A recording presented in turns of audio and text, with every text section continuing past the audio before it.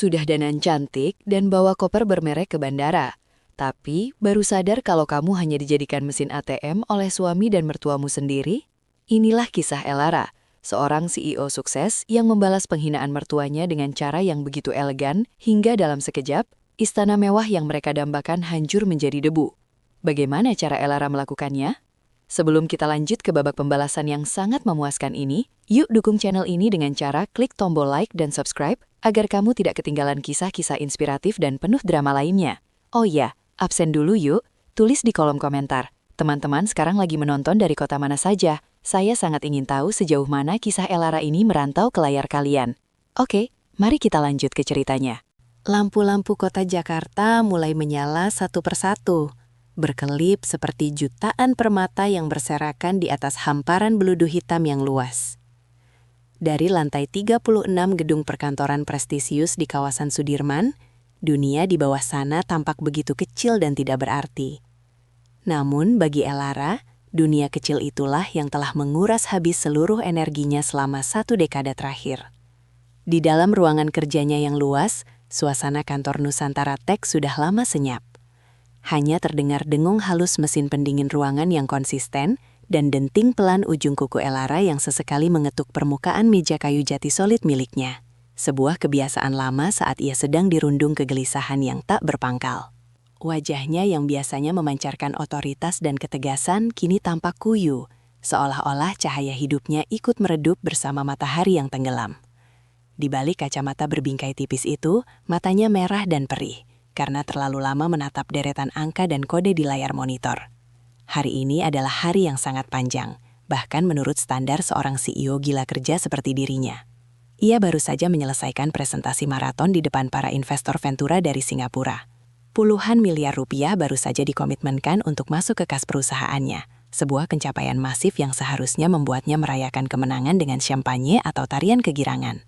Namun entah mengapa, di tengah kesuksesan finansial yang menjulang itu, hatinya terasa seperti sumur tua yang kering dan hampa. Ia meraih ponsel pintarnya, berharap menemukan satu pesan singkat yang mampu membasuh kelelahannya.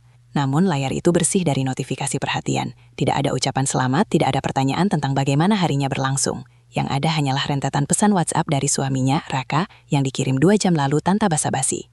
Sayang, ibu lagi di rumah nih. Beliau bilang pengen makan kepiting soka dari restoran yang di Senopati itu. Kamu sekalian beli ya pas pulang. Oh iya, kartu kreditku yang limitnya 50 juta itu kok ditolak ya pas aku mau bayar cicilan member gym. Tolong dicek, malu aku tadi di depan personal trainerku. Elara menghela napas panjang, sebuah tarikan napas yang terasa berat di dadanya yang sesak. Tidak ada pertanyaan, sudah makan? Atau jam berapa pulang? Atau sekadar kata penyemangat. Bagi Raka, pesan-pesan yang dikirimkan kepada Elara selalu memiliki pola yang sama, nota penagihan utang, atau daftar permintaan logistik. Elara merasa seolah-olah perannya sebagai istri telah bergeser menjadi manajer operasional rumah tangga sekaligus bendahara pribadi bagi 2 orang dewasa yang tidak pernah merasa cukup. Ia menyandarkan punggungnya di kursi kulit ergonomis yang empuk, mencoba memejamkan mata sejenak. Ingatannya melayang ke masa 6 tahun lalu, saat Nusantara Tech hanyalah sebuah mimpi yang dibangun di atas meja makan kecil yang reyot. Saat itu, ia percaya bahwa cinta adalah fondasi paling kokoh. Ia percaya bahwa jika ia sukses, ia bisa menyebarkan kebahagiaan itu kepada orang-orang terkasihnya. Ia telah berhasil melampaui mimpi-mimpi terliarnya dalam hal materi. Namun harga yang harus ia bayar ternyata adalah sebuah isolasi emosional yang menyakitkan di tengah hutan kemewahan.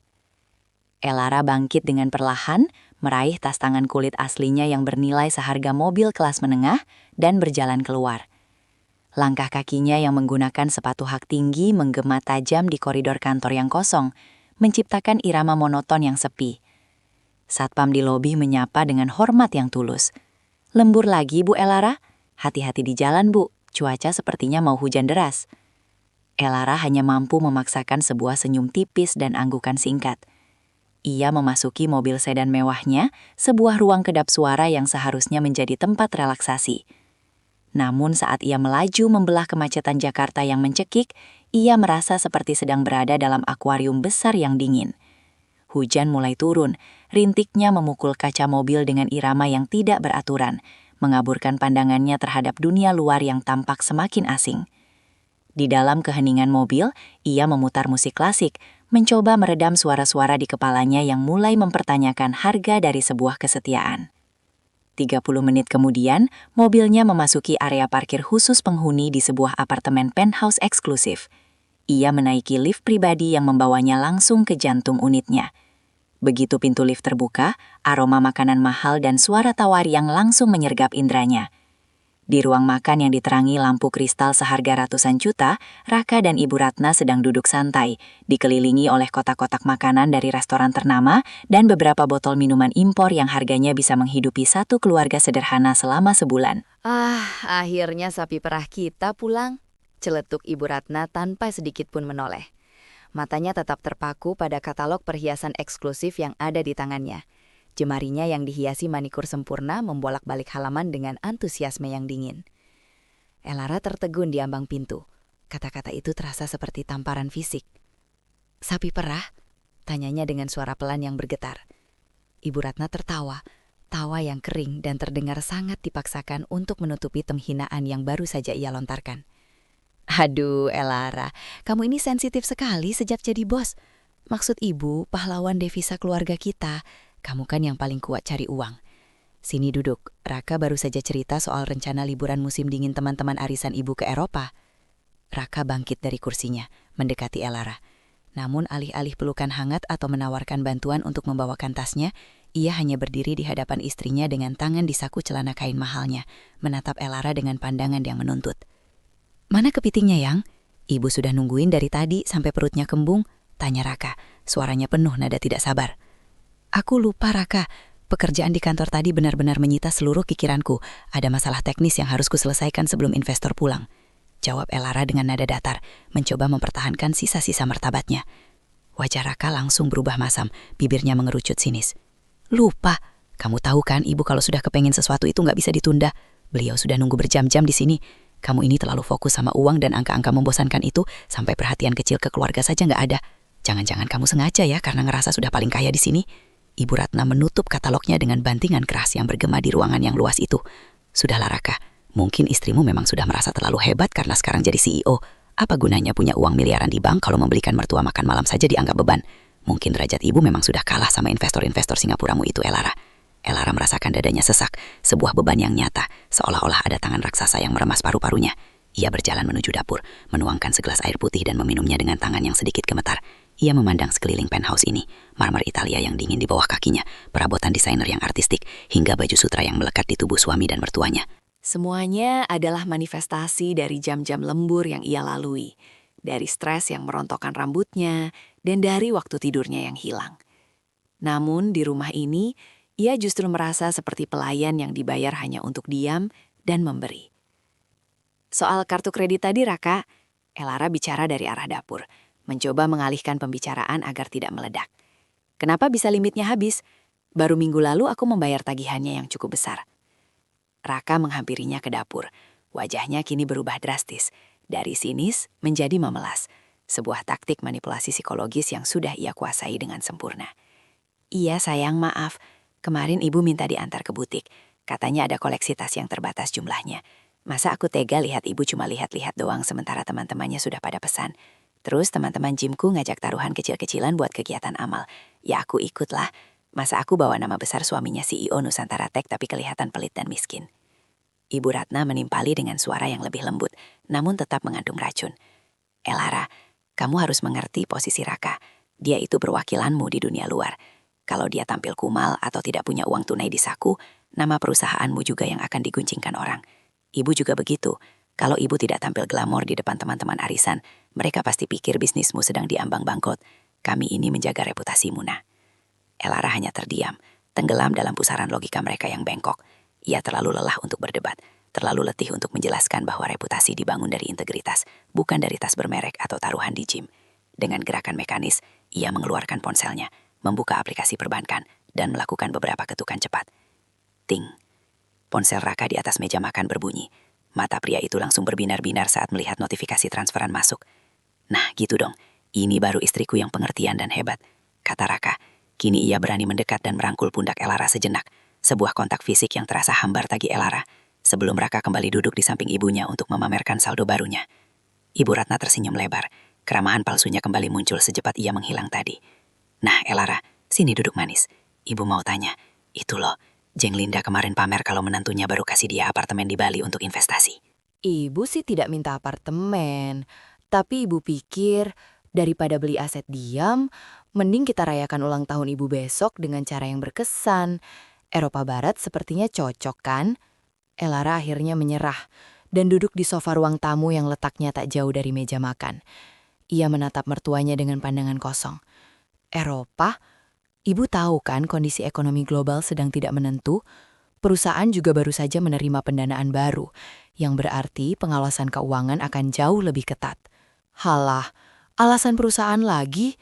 Kibas Ibu Ratna dengan nada meremehkan. Uangmu itu tidak akan habis 7 turunan meski kita keliling dunia 10 kali.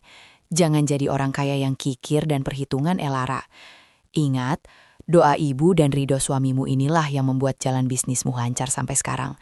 Tanpa dukungan moral kami, kamu tidak akan ada di posisi ini. Iya sayang, Raka menimpali sambil mengunyah camilan impor dengan lahap.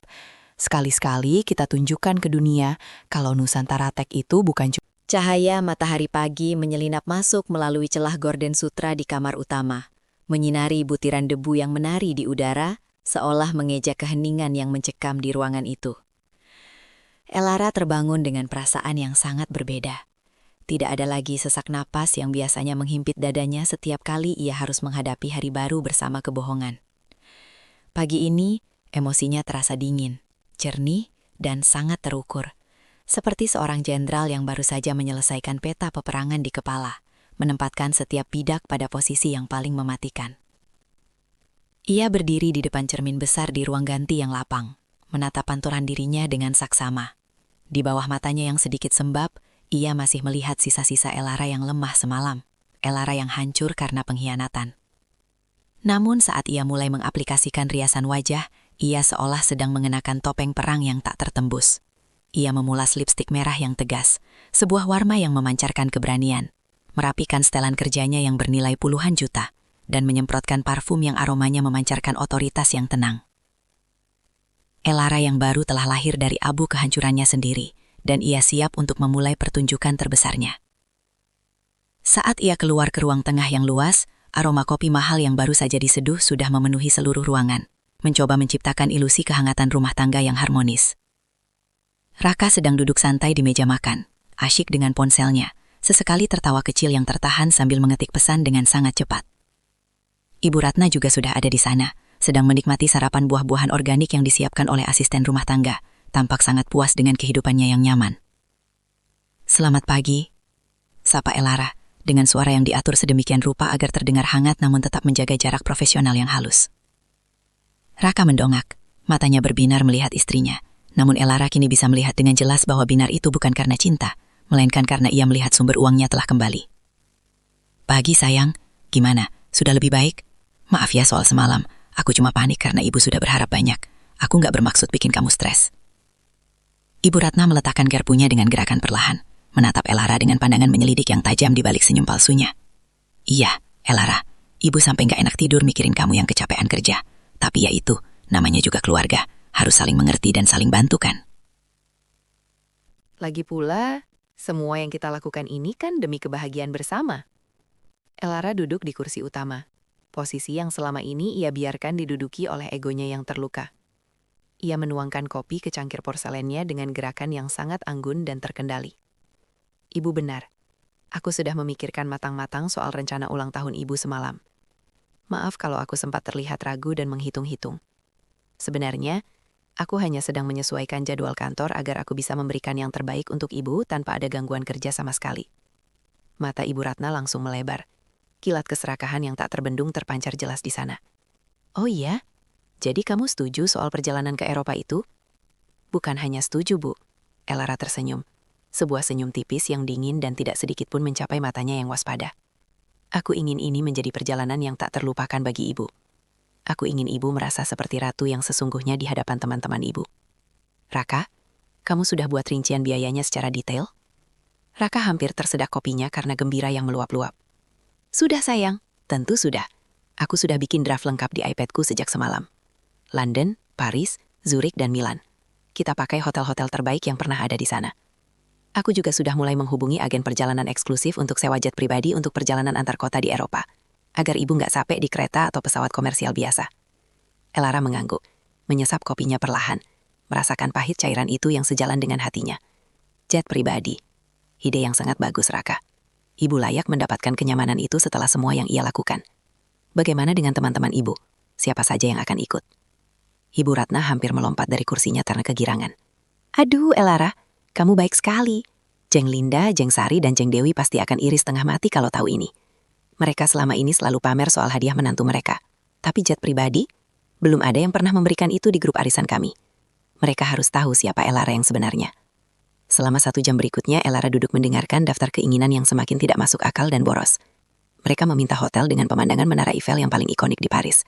Sesi belanja pribadi di butik-butik mewah di Milan yang tertutup untuk umum. Hingga makan malam mewah di restoran berbintang Michelin di London yang antreannya mencapai berbulan-bulan.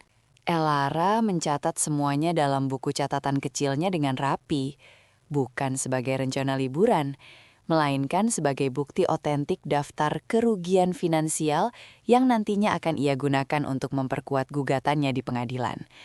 Setiap rupiah yang mereka minta adalah paku baru yang ia siapkan untuk peti mati masa depan mereka. Di tengah percakapan yang penuh euforia palsu itu, ponsel Raka bergetar berkali-kali di atas meja marmer. Elara memperhatikannya tanpa ekspresi. Layar itu berkali-kali menampilkan notifikasi dari kontak bernama Toko Perhiasan Berlian Rudy. Namun Raka dengan cepat menutupinya dengan tangan dan mematikan layarnya seolah sedang menyembunyikan rahasia negara. Sebuah senyum tipis terukir di bibir Elara. Ia tahu itu bukan soal toko perhiasan biasa, itu adalah jejak digital dari pengkhianatannya. Raka, kamu sepertinya sibuk sekali pagi ini. Apa ada masalah dengan reservasi? Pancing Elara dengan nada yang pura-pura khawatir. Ini cuma urusan teknis reservasi restoran di Paris nanti sayang. Mereka sangat ketat soal jadwal dan deposit. Aku harus memastikannya sekarang agar kita tidak kehilangan slot. Jawab Raka gugup, matanya terus menghindari tatapan Elara yang kini terasa menusuk. Baguslah kalau kamu begitu sigap mengurusnya. Oh iya, kartu kreditmu sudah aku naikkan limitnya menjadi 1 miliar rupiah mulai pagi ini. Gunakanlah dengan bijak untuk memesan semua keperluan ibu dan teman-temannya. Aku ingin semuanya beres dan berkelas dalam minggu ini juga, kata Elara sambil berdiri, membetulkan blazernya, siap untuk berangkat ke medan pertempurannya di kantor. Raka dan Ibu Ratna saling berpandangan dengan wajah penuh kemenangan yang menjijikkan. Bagi mereka, Elara telah kembali menjadi sapi perah yang patuh. Bahkan kali ini susunya jauh lebih melimpah dan mudah diperas dari biasanya. Mereka merasa telah berhasil memenangkan perang psikologis melawan Elara. Terima kasih banyak sayang, kamu memang istri terbaik yang pernah ada, seru Raka dengan nada riang sambil mencoba mencium pipi Elara. Namun Elara dengan halus menghindar dengan gerakan natural, beralasan takut riasan wajahnya yang sempurna akan rusak sebelum rapat penting. Begitu pintu lift apartemen tertutup dan ia benar-benar sendirian, wajah Elara langsung berubah menjadi topeng es yang sangat dingin. Di dalam mobil, ia tidak memutar musik klasik untuk menenangkan diri. Sebaliknya, ia mengeluarkan ponsel lainnya, sebuah ponsel rahasia dengan nomor baru yang ia beli semalam, dan segera menghubungi Hendrik, pengacara paling cerdas, paling berdarah dingin, dan paling tanpa ampun yang ia kenal di Jakarta. Hendrik, saya ingin audit forensik dimulai hari ini juga terhadap semua kartu kredit tambahan atas nama Raka dan Ibu Ratna. Saya ingin tahu kemana setiap rupiah itu mengalir dengan presisi, terutama transaksi di toko perhiasan mewah dan hotel-hotel lokal dalam 6 bulan terakhir. Kirimkan hasilnya secara rahasia ke alamat email pribadi saya yang baru, perintah Elara tanpa basa-basi sedikit pun. Baik Bu Elara, saya mengerti tingkat urgensinya. Bagaimana dengan persiapan dokumen gugatan cerainya? Suara Hendrik terdengar berat dan profesional, tanpa menghakimi di seberang telepon. Jalan terus tanpa henti, tapi saya ingin ini bukan sekedar perceraian biasa karena alasan ketidakcocokan. Saya ingin pembuktian kuat mengenai penipuan terstruktur dan eksploitasi finansial yang mereka lakukan terhadap saya. Saya ingin mereka tidak punya dasar seujung kuku pun untuk berani meminta harta gana gini atau aset perusahaan saya. Saya akan memberi mereka tali yang sangat panjang dan mewah Hendrik, sampai mereka sendiri yang dengan senang hati menjerat leher mereka dengan tali itu. Sepanjang hari di kantor, Elara bekerja dengan efisiensi yang sangat menakutkan bagi bawahannya. Ia tidak hanya mengurus bisnis, ia sedang melakukan pembersihan total. Ia memindahkan beberapa aset strategis pribadinya ke dalam yayasan amal yang ia kontrol sepenuhnya, mengubah struktur kepemilikan saham di beberapa anak perusahaan secara diam-diam, dan memastikan bahwa secara legal, kerajaan bisnis Nusantara Tech tidak bisa disentuh oleh siapapun kecuali dirinya. Ia sedang membangun benteng pertahanan hukum yang sangat kuat di saat lawan-lawannya sedang sibuk berpesta di atas tanah sengketa yang akan segera runtuh. Sore harinya saat langit Jakarta berubah menjadi warna tembaga, Elara menerima email dari Hendrik. Isinya adalah salinan transaksi kartu kredit Raka yang telah diaudit. Mata Elara menyipit tajam saat melihat deretan transaksi di sebuah butik perhiasan mewah di kawasan Plaza Indonesia, tepat sebulan yang lalu. Nilainya mencapai 300 juta rupiah untuk sebuah kalung berlian eksklusif dengan leontin zamrud. Elara tidak pernah menerima kalung itu. Ia bahkan tidak pernah melihat kotak perhiasan itu di laci meja rias mereka, yang seharusnya terbuka bagi satu sama lain. Namun yang lebih menghancurkan, Minggu-minggu menjelang keberangkatan ke Eropa terasa seperti sebuah tarian di atas benang tipis yang rentan putus bagi Elara. Setiap hari, ia harus menjalani kehidupan ganda yang menguras kewarasannya. Di kantor pusat Nusantara Tech yang megah, ia adalah singa betina yang tak kenal ampun. Seorang CEO yang dengan mata tajam memangkas setiap biaya operasional yang tidak perlu, mengunci aliran dana, dan mengamankan setiap sen asetnya ke dalam brankas hukum yang tak tertembus. Namun, begitu roda mobil mewahnya menyentuh lobi penthouse, ia harus melakukan transformasi instan. Ia mengganti setelan blazernya yang kaku dengan gaun rumah yang lembut, melunakkan tatapan matanya, dan memasang topeng istri yang penurut. Hampir terlihat naif di mata orang awam. Transformasi ini ia lakukan dengan ketelitian seorang aktor panggung profesional yang sedang mengejar piala Oscar. Elara sengaja membiarkan retakan-retakan kecil muncul dalam sikapnya secara terukur. Sesekali ia akan terlihat ragu saat menandatangani dokumen belanja, atau mengeluh tentang beban kerja yang seolah-olah membuatnya kehilangan fokus. Ini adalah tes. Ia ingin melihat bagaimana Raka dan Ibu Ratna bereaksi. Dan benar saja, setiap kali retakan itu muncul, mereka dengan sigap menutupinya dengan manipulasi emosional, pijatan di bahu yang palsu, dan janji-janji manis tentang masa depan keluarga yang sebenarnya hanya berarti masa depan dompet mereka. Pagi itu, di kantor pusatnya yang berdinding kaca setinggi langit-langit, Elara menerima kunjungan rahasia yang telah ia jadwalkan dengan sangat hati-hati. Hendrik, pengacaranya yang berdarah dingin, datang bersama Bayu, seorang penyelidik swasta yang memiliki reputasi bisa menemukan rahasia bahkan di dasar laut sekalipun.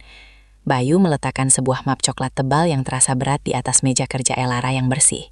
Di dalamnya bukan hanya sekadar foto-foto buram, melainkan bukti-bukti yang jauh lebih dalam dan mengerikan mengenai proyek sampingan yang dikelola Raka di balik punggung istrinya. Wanita itu bernama Siska. Bayu memulai. Suaranya rendah dan profesional, namun setiap katanya terasa seperti sembilu bagi Elara. Seorang influencer gaya hidup pemula yang haus akan pengakuan. Raka bukan hanya membelikannya perhiasan zamrud itu, Bu Elara. Dia secara sistematis menggunakan dana dari kartu kredit tambahan ibu untuk membiayai seluruh gaya hidup Siska agar wanita itu tampak sukses secara instan di media sosial. mulai dari sewa apartemen studio mewah di kawasan pusat, paket endorsement palsu untuk menaikkan jumlah pengikut, hingga perjalanan liburan singkat ke Bali bulan lalu yang diklaim Raka sebagai perjalanan bisnis mencari relasi. Yang paling berbahaya, Raka telah menjanjikan Siska bahwa ia akan segera menduduki posisi direktur pemasaran di Nusantara Tech dan membawa Siska keliling dunia sebagai staf resmi perusahaan setelah masalah kecil dengan ibu selesai. Elara membolak-balik lembaran laporan itu dengan jemari yang dingin. Matanya terpaku pada sebuah tangkapan layar percakapan pesan singkat antara Raka dan Siska yang berhasil diretas. Tenang saja sayang, Elara itu cuma mesin penghasil uang buat kita. Dia terlalu sibuk dengan egonya sendiri sebagai CEO sukses, sampai nggak sadar kalau suaminya punya kehidupan yang jauh lebih berwarna di luar sana. Sabar ya, jet pribadi ke Eropa itu sebentar lagi jadi milik kita secara de facto. Dia cuma butuh sedikit bujukan untuk tanda tangan semuanya. Hendrik berdehem, mencoba menarik perhatian Elara dari rasa muak yang hampir meluap ke tenggorokannya. Secara hukum, ini adalah bukti kuat mengenai penyelewengan dana rumah tangga, perzinahan, dan niat jahat untuk menguasai aset. Namun, Bu Elara, mengenai jet pribadi dan reservasi hotel bintang 5 di Eropa, Ibu sudah memberikan otorisasi resmi melalui email perusahaan. Jika Ibu membatalkannya sekarang, di saat-saat terakhir sebelum keberangkatan, denda pembatalannya akan mencapai 70% dari nilai kontrak. Itu kerugian yang sangat besar. Elara menutup map itu dengan suara berdebam yang pelan namun sangat tegas, sebuah suara yang menandakan akhir dari sebuah kesabaran. Saya tidak akan membatalkannya, Hendrik. Saya justru akan mempercepat dan memperbesar prosesnya. Saya ingin jet itu dan semua akomodasi mewah itu dipesan atas nama Vanguard Global, perusahaan cangkang yang baru saja kita dirikan di Singapura minggu lalu. perusahaan yang secara legal tidak memiliki kaitan langsung dengan aset pribadi saya, namun memiliki klausul khusus bahwa seluruh biaya operasional akan ditagihkan secara personal kepada penjamin utama jika terjadi ketidaksahihan dana atau pelanggaran kontrak penggunaan fasilitas. Dan tebak, siapa yang akan dengan bangga menandatangani dokumen itu sebagai penjamin tunggal?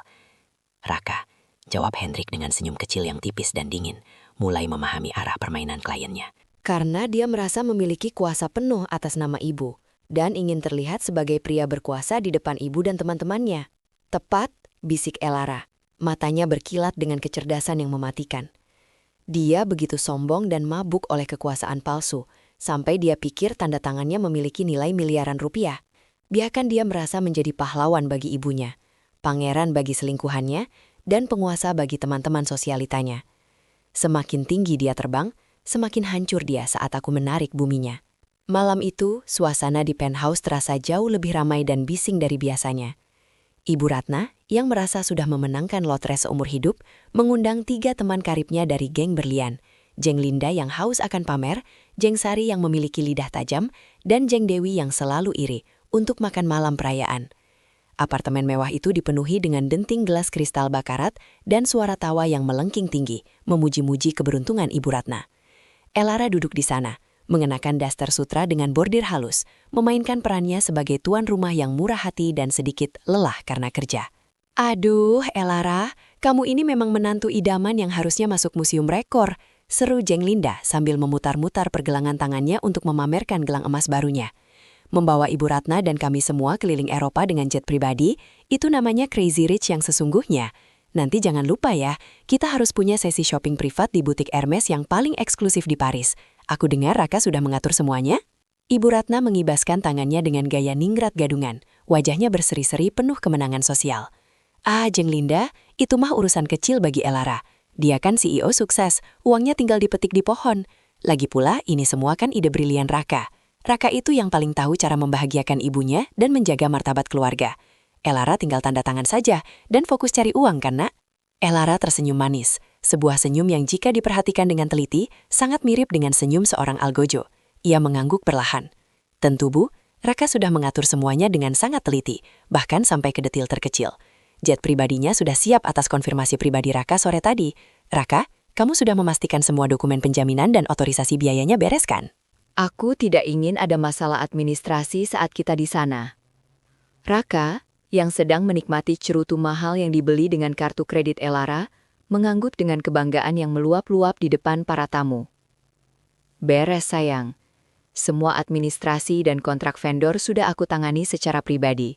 Aku tidak mau kamu repot dengan urusan kecil seperti logistik jet dan hotel. Fokus saja cari uang di kantor. Biarkan aku yang menjadi kepala dalam urusan gaya hidup kita ini.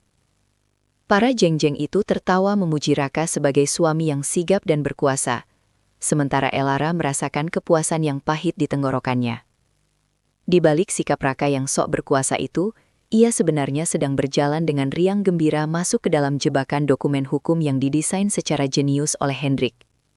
Dokumen yang ditandatangani Raka sore tadi bukan sekedar reservasi biasa, melainkan kontrak pengakuan utang pribadi yang akan aktif seketika jika dana yang diklaim sebagai dana tunjangan perusahaan terbukti tidak sah atau 2 hari sebelum jet pribadi dijadwalkan membelah cakrawala dari landasan pacu Bandara Soekarno-Hatta, langit Jakarta tampak luar biasa muram. Awan kelabu yang menggantung rendah seolah-olah menjadi kanvas bagi beban rahasia yang selama ini dipendam Elara sendirian. Udara terasa berat dan lembab, membawa aroma hujan yang tak kunjung jatuh. Sebuah metafora sempurna bagi badai yang sedang bergolak di dalam batin Elara. Di kantor pusat Nusantara Tech, Elara seharusnya menghabiskan malam itu dengan memeriksa tumpukan laporan akhir tahun, memastikan transisi kepemimpinan sementara berjalan mulus sebelum liburan panjang yang ia janjikan kepada keluarganya. Namun, sekitar pukul 7 malam, sebuah migrain hebat menghantam pelipisnya dengan kekuatan yang melumpuhkan. Ini bukan sekedar sakit fisik biasa, ini adalah akumulasi traumatis dari stres berbulan-bulan, sebuah pemberontakan tubuh terhadap topeng ketenangan yang ia paksakan setiap detik. Ia memutuskan untuk menyerah pada rasa sakit itu dan pulang lebih awal, sebuah keputusan impulsif yang tak pernah ia sangka akan mengubah garis hidupnya selamanya. Elara memarkir mobilnya di area parkir pengunjung yang remang-remang, jauh dari area valet yang biasanya menyambutnya dengan sapaan hormat yang kini terasa hambar. Ia menaiki lift pribadi dalam keheningan yang menyesakan, hanya ditemani oleh pantulan dirinya di dinding lift yang berlapis krom, seorang wanita sukses yang tampak asing bagi dirinya sendiri. Saat pintu lift berdenting pelan dan terbuka langsung ke ruang lobi unit penthouse-nya, apartemen itu tampak seperti sebuah museum kesunyian yang megah. Hanya ada beberapa lampu dekoratif yang menyala, memberikan bayangan panjang yang dramatis dan sedikit mengerikan di atas lantai marmer Italia yang dingin. Elara melepaskan sepatunya tanpa suara, berniat untuk langsung merebahkan diri di kamar gelapnya. Namun saat ia melangkah masuk lebih jauh menuju koridor yang menghubungkan ruang tengah dan ruang makan, sebuah suara merobek kesunyian itu. Itu adalah tawa. Bukan tawa hangat penuh kasih yang selama ini ia upayakan dengan jujuran keringat dan air mata, melainkan tawa kemenangan yang kering, dingin, dan penuh cemoohan yang merendahkan. Elara mendadak terpaku di balik pilar besar yang dilapisi kayu walnut. Tubuhnya merapat ke dinding yang dingin, nafasnya ia tahan sekuat tenaga seolah-olah setiap partikel udara di ruangan itu bisa mengkhianati keberadaannya dan membongkar kehadirannya yang tak terduga. Di ruang makan yang bermandingkan cahaya lampu gantung kristal, Raka dan Ibu Ratna tengah merayakan sesuatu. Di atas meja makan yang harganya setara dengan biaya pendidikan seorang sarjana, tersaji hidangan mewah dari restoran bintang 5, steak wagyu, tiram segar, dan anggur mahal, yang tentu saja semuanya ditarah langsung ke akun pribadi Elara sebagai pengeluaran pertemuan keluarga. Di tengah meja, sebuah tablet besar berdiri tegak, memproyeksikan wajah Siska yang tengah tersenyum manja. Elara mengenali wajah itu seketika. Wanita yang telah menghancurkan suci pernikahannya, sosok yang fotonya telah memenuhi map rahasia di laci pengacaranya. Tenang saja sayang, suara Raka terdengar begitu santai, mengalun dengan nada percaya diri yang penuh kepalsuan. Elara sedang terjebak di kantornya yang membosankan, memeras otak dan jiwanya demi bonus akhir tahun para stafnya yang jumlahnya ratusan itu. Dia terlalu sibuk merasa menjadi pahlawan bagi semua orang, sampai-sampai dia tidak akan pernah tahu kalau kita sedang merayakan pembebasannya lebih awal di sini. Tapi Raka, suara Siska terdengar manja dari tablet itu, diiringi kedipan mata yang membuat perut Elara mual. Aku benar-benar tidak sabar ingin melihat kamu mengenakan jas baru yang kita beli di Milan nanti. Jas itu harus menunjukkan siapa penguasa sebenarnya.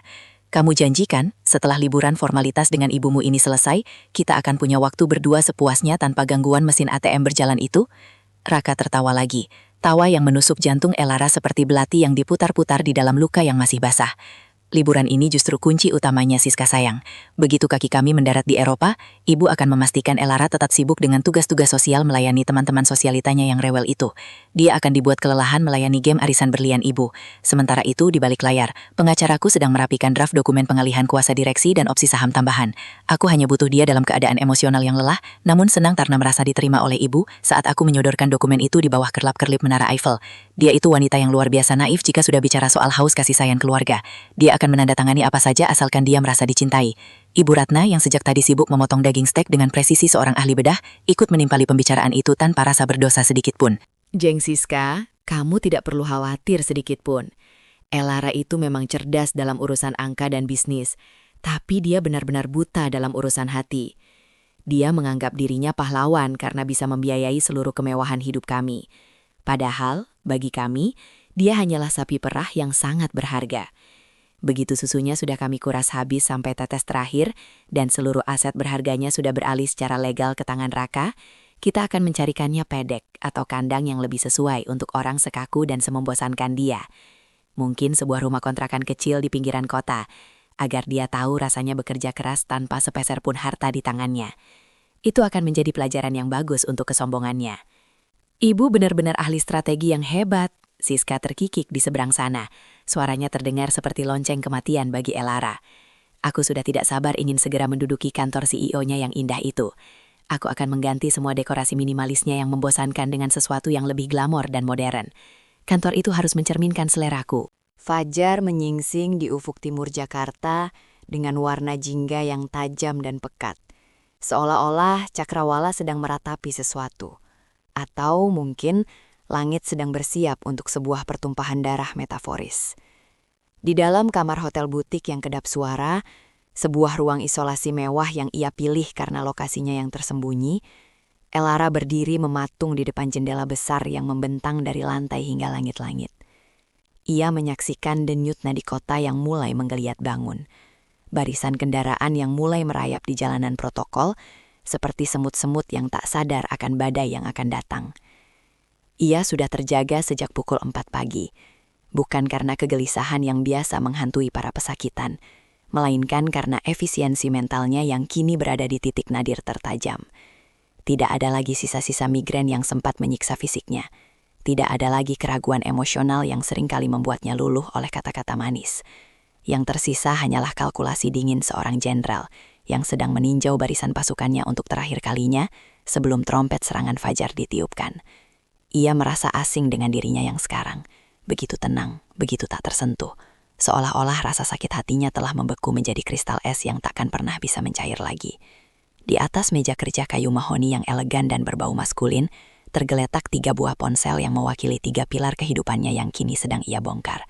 Ponsel pribadinya yang kini dipenuhi ratusan pesan WhatsApp dan puluhan panggilan tak terjawab dari Raka dan Ibu Ratna. Sebuah monumen digital bagi kepanikan mereka yang takut kehilangan akses keuangan. Ponsel kantornya yang dia membisu, sebuah simbol otoritas yang kini sedang ia kunci rapat-rapat. Dan terakhir, ponsel rahasianya, sebuah perangkat terenkripsi yang menjadi jalur komunikasi langsungnya dengan Hendrik, sang algojo hukum. Tepat pukul 7 pagi, Hendrik tiba di hotel. Ia mengenakan setelan jas abu-abu gelap, tampak tidak tidur sama sekali. Namun matanya berkilat dengan jenis kepuasan profesional yang jarang ia tunjukkan kepada klien manapun. Ia membawa 1 koper kecil berbahan kulit yang berisi tumpukan dokumen fisik, arsip-arsip yang terlalu berbahaya untuk disentuh oleh jejak digital, dan hanya akan digunakan saat eksekusi dimulai. Semua pintu keluar sudah terkunci rapat Bu Hara. Hendrik memulai tanpa basa-basi. Suaranya berat namun penuh kemantapan yang melegakan. Protokol terminal telah diintegrasikan sepenuhnya ke dalam sistem perbankan internasional melalui perusahaan-perusahaan cangkang yang kita aktifasi di Singapura dan Cayman Islands semalam.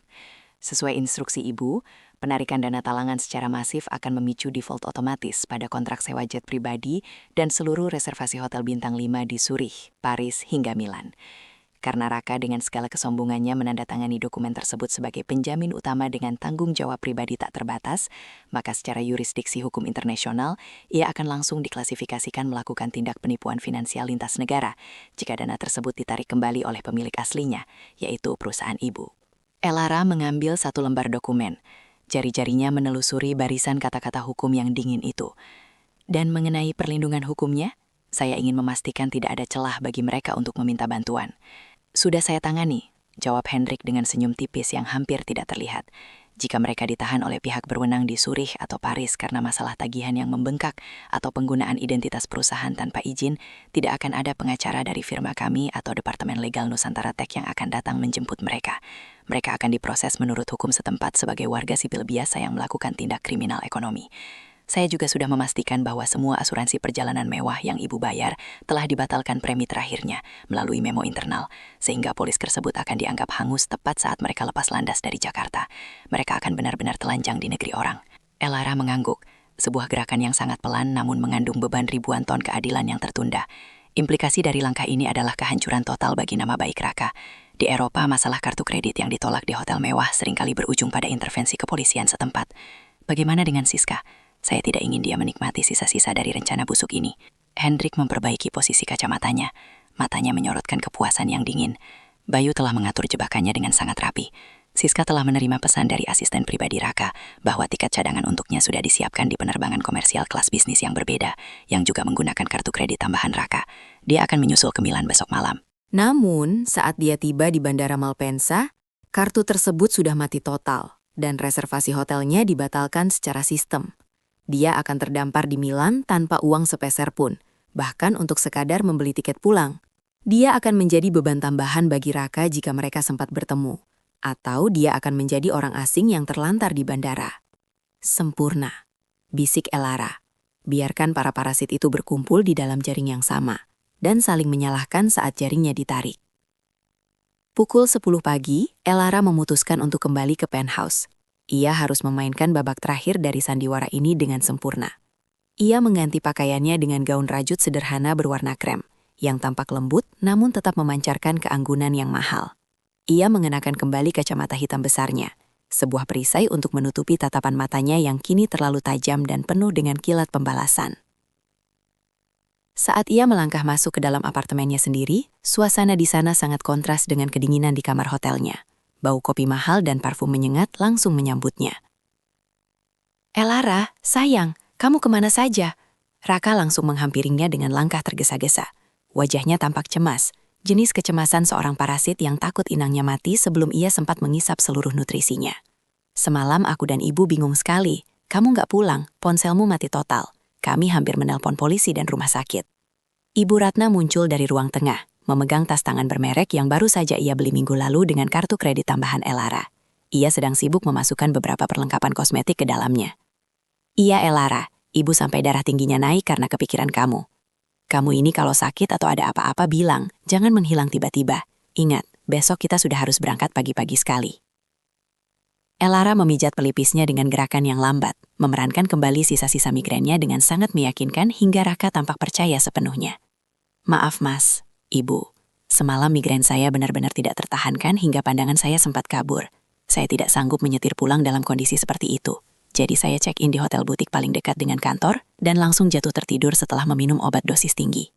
Ponsel saya kehabisan daya, dan saya benar-benar lupa membawa pengisinya karena terburu-buru." Raka tampak menghela napas lega yang panjang. Bahunya yang tadi tegang kini perlahan rileks. Ya ampun sayang, lain kali kabari dong, setidaknya lewat sekretarismu. Kami kan sangat khawatir kalau terjadi sesuatu padamu sebelum liburan besar kita. Raka merangkul pundak Elara, mencoba memberikan perhatian fisik yang kini terasa seperti sentuhan lintah di kulit Elara. Ia bahkan menyandarkan kepalanya di bahu Raka, menghirup aroma parfum yang sama dengan yang tercium di dalam mobil pengintaian Bayu. Ia merasakan sensasi jijik yang luar biasa hebat yang naik ke tenggorokannya.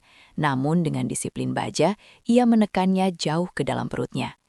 Ia sedang melakukan pelukan perpisahan yang sesungguhnya tanpa disadari oleh pria di depannya. "Sudah, sekarang kamu istirahat saja di kamar," kata Ibu Ratna dengan nada yang dipaksakan manis, namun matanya terus melirik ke arah koper-koper besar di pojok ruangan. "Hari ini jadwalnya pengepakan terakhir. Ibu sudah siapkan semua koper Rimowa dan LV kita. Raka juga sudah memesan jasa pengiriman untuk membawa koper-koper kita ke bandara besok pagi pukul 6. Barang bawaan Jeng Linda dan teman-teman ibu juga luar biasa banyak, Elara. Kamu tidak keberatan kan kalau bagasi jet pribadinya penuh dengan belanjaan kami?" "Tentu tidak, Bu," jawab Elara sambil memaksakan sebuah senyuman lembut yang paling manis yang pernah ia miliki. "Gunakanlah seluruh ruang yang ada di jet itu. Masukkan semua barang yang menurut ibu berharga. Saya ingin kalian membawa semua yang kalian inginkan dari sini. Jangan sampai ada yang tertinggal, karena mungkin akan lama sebelum kita kembali ke rumah ini." Siang itu, pemandangan di ruang tamu penthouse benar-benar sebuah ironi yang menyayat.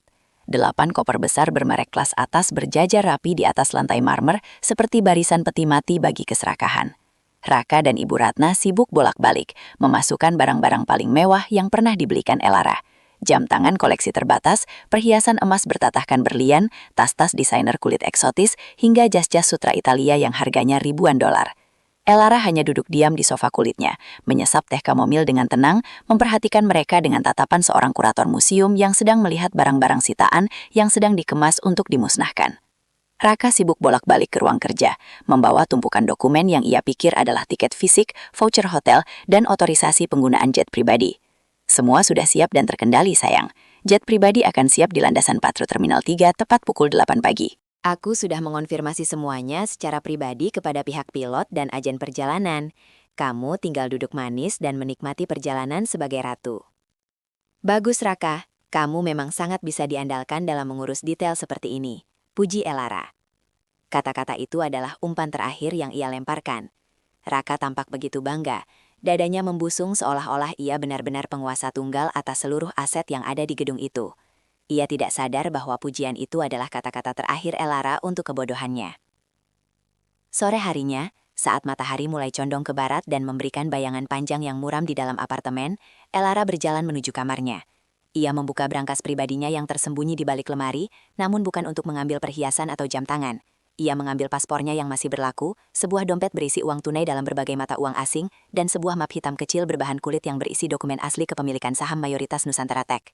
Ia memasukkan barang-barang itu ke dalam tas jinjingnya yang paling kecil dan ringan. Hanya itu yang ia butuhkan. Ia tidak perlu membawa koper besar yang berat. Ia tidak memiliki rencana untuk tinggal lama atau menikmati liburan di Eropa bersama mereka.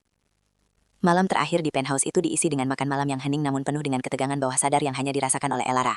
Raka yang merasa sudah berada di puncak dunianya, terus-menerus mencoba memulai percakapan tentang rencana ekspansi kekuasaannya di masa depan. Ia mencoba memancing Elara untuk memberikan lebih banyak akses ke rekening-rekening utama perusahaan.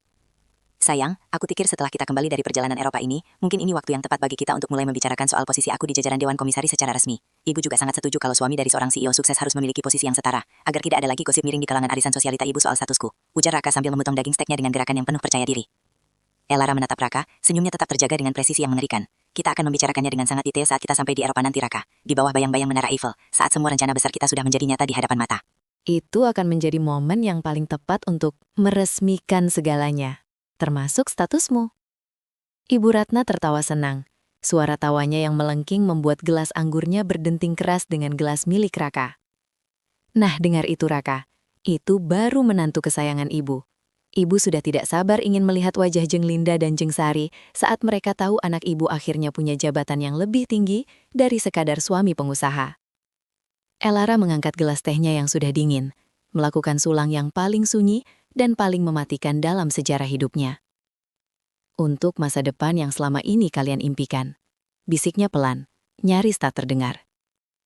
Malam itu saat Raka sudah tertidur lelap dengan mimpi-mimpi tentang kekuasaan dan kemewahan yang ia curi, Elara berdiri di balkon. Ia menatap lampu-lampu Jakarta untuk terakhir kalinya sebagai Elara yang lemah dan bisa dipermainkan. Besok pagi saat mereka berada di ketinggian ribuan kaki melintasi samudra dan awan, ia akan menarik karpet dari bawah kaki mereka dengan satu perintah singkat. Implikasi dari tindakannya akan menghancurkan nama baik Raka di mata hukum internasional secara permanen, dan Ibu Ratna akan kehilangan segala akses sosial yang menjadi nafas hidupnya.